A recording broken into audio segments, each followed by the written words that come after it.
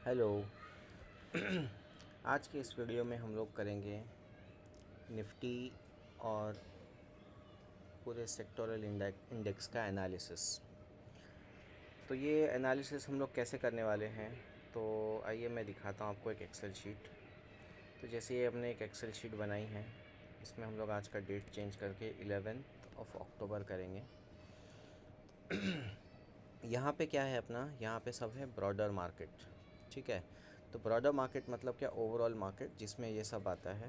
Nifty 50, top Nifty 50 companies, Nifty next 50 जो top 100 companies है, उसमें जो नेक्स्ट 50 कंपनी है वो Nifty 100, Nifty 200, Nifty 500, small cap, mid cap 100।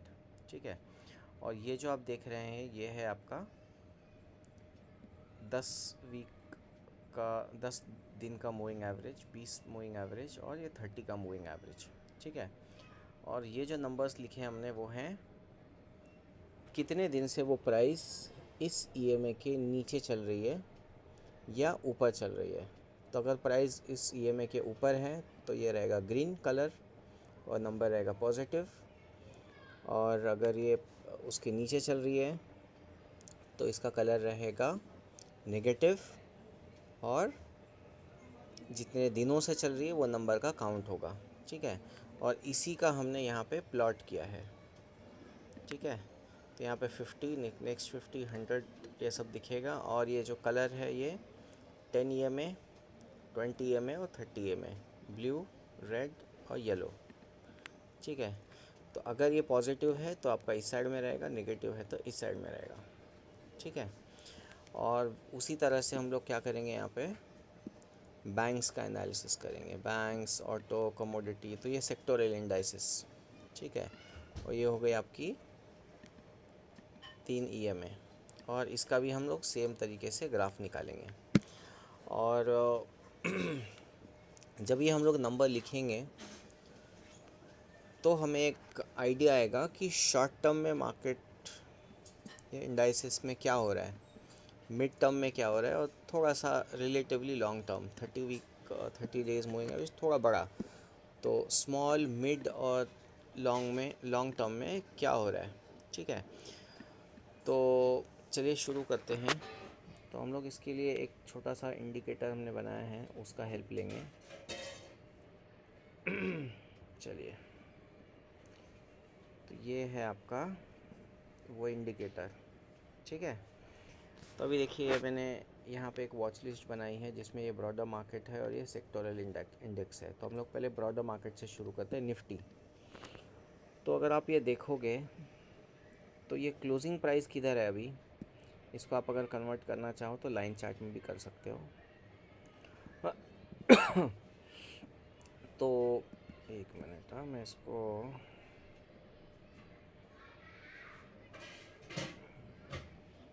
Right side में लेता हूँ यहाँ पे, ताकि हमें देखने के लिए थोड़ा सा आसानी हो, या फिर इसको यहाँ पे नहीं,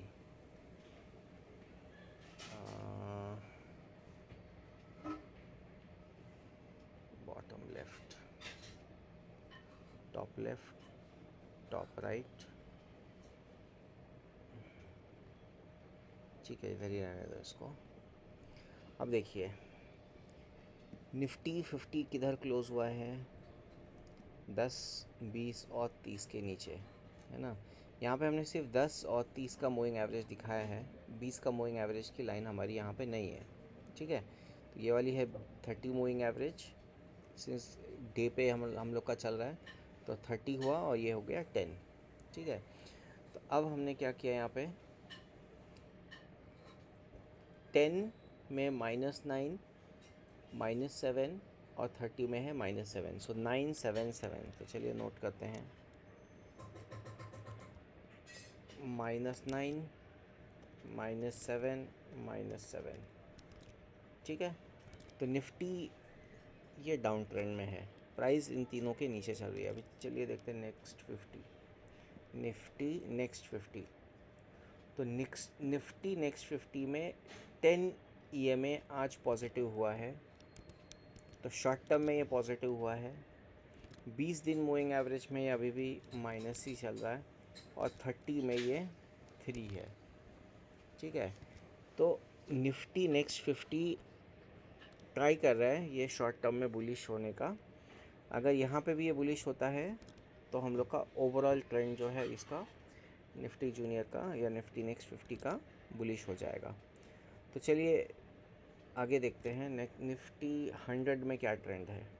तो निफ्टी 100 में स्ट्रिक्टली पूरा बुलिश है, प्राइस उसके नीचे ही है और आप ये देख सकते हो कैंडल, छोटा छोटा कैंडल बन रहा है।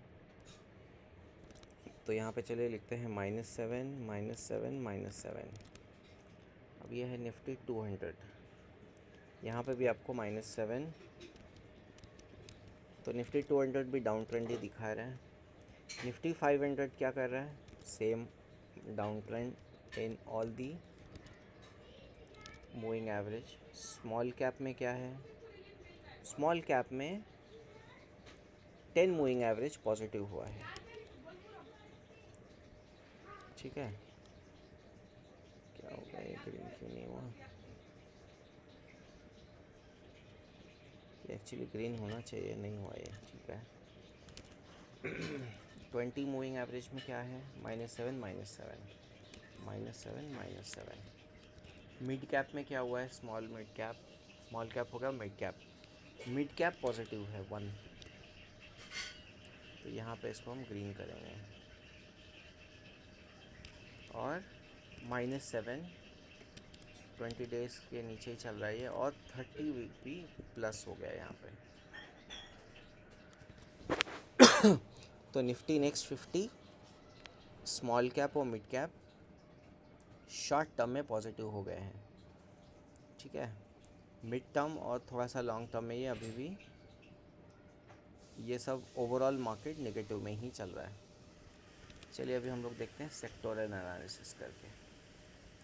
सेक्टोरल में हमने इसको सॉर्ट किया है, तो बैंक निफ्टी ऑटो ये यही सीक्वेंस में आएगा। तो देखिए अभी बैंक निफ्टी क्या है, यहाँ पे एक रेंज है, स्ट्रॉन्ग सपोर्ट है इधर, और यहाँ पे थोड़ा सा ये 10 और 20 के नीचे है।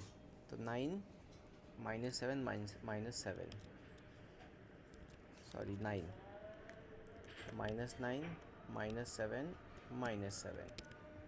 ऑटो में क्या है, ऑटो में शॉर्ट टर्म नेगेटिव है, बाकी दोनों पॉजिटिव है। तो ऑटो में -1 3 एंड 4। तो ऑटो में 10 EMA के नीचे प्राइस क्लोज हुआ है। कमोडिटी 765 7 6 और 5 down trend. Consumption 772 772। Energy sector में क्या है, 777। तो एनर्जी सेक्टर भी डाउन ट्रेंड में ही चल रहा है। Finance sector down trend -9 -7 -7। FMCG 876 876 down trend. IT का यहाँ पे एक सपोर्ट है और काइंड ऑफ यहाँ पे एक रेजिस्टेंस है और इधर भी एक रेजिस्टेंस है। तो IT is in the sideways, बाकी ये अप ट्रेंड में है। 1 1 एंड 5 1 1 एंड 5। मीडिया भी काइंड ऑफ साइडवेज ही यहाँ पे है, देयर इज़ नो ट्रेंड, और ये मूविंग एवरेज के 666 डेज नीचे चल रहा है, -6 -6 -6। मेटल का क्या है, metal is positive, 10 EMA positive, 20 EMA 30 EMA positive. तो 1 1 15 1 15 and 15। Pharma again, pharma is positive, 4 4 89 4 4 89। PSE down trend, -7, -7, -7. PSU bank down trend, -9, -9, -9. Real estate और रियलिटी डाउन, -9, -7, -7. सर्विस 977.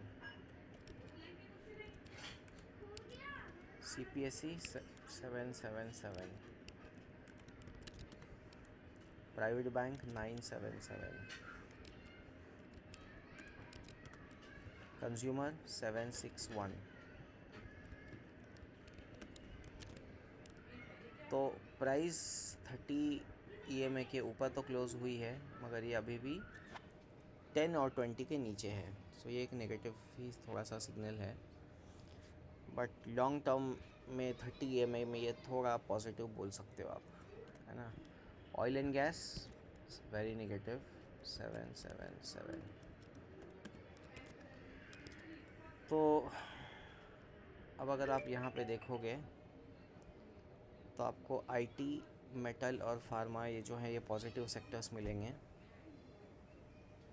ऑटो भी थोड़ा सा पॉजिटिव है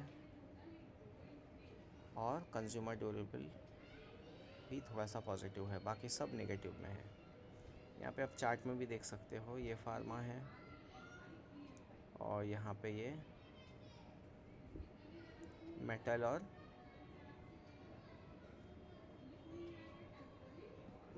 और कौन सा था ये, IT. ये इधर IT पॉजिटिव मिलेगा. ठीक है, तो आप अब अभी आपको सेक्टर का आइडिया आ गया. तो सिमिलरली आप क्या कर सकते हो, इसमें